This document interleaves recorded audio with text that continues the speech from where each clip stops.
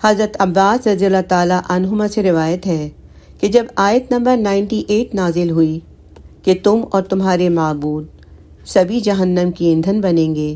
تو عبداللہ بن زبری نے رسول صلی اللہ علیہ وسلم سے کہا، اے محمد، کیا تم نہیں کہتے ہو کہ عزیر نیک تھے، عیسیٰ نیک تھے اور مریم نیک تھی؟ آپ صلی اللہ علیہ وسلم نے فرمایا ہاں۔ تو اس نے کہا کہ فرشتے، عیسیٰ، عزیر اور مریم سب کی عبادت تو کچھ لوگ کرتے ہیں، تو کیا یہ سبھی جہنم میں جائیں گے؟ تو اللہ تعالیٰ نے یہ آیت نازل فرمائی کہ جو لوگ نیک ہیں اور ان کی عبادت ان کی مرضی کے بغیر کی جاتی ہے، وہ جہنم کا ایندھن نہیں بنیں گے، کیونکہ ان کو تو پتہ ہی نہیں ہے کہ ان کی عبادت کی جا رہی ہے، نہ انہوں نے کہا ہے کہ تم میری عبادت کرو لوگوں سے۔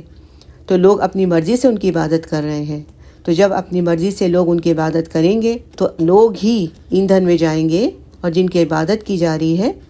وہ اللہ کے فضل و کرم سے جنت کے اعلیٰ درجات میں ہوں گے، اعلیٰ درجوں میں ہوں گے۔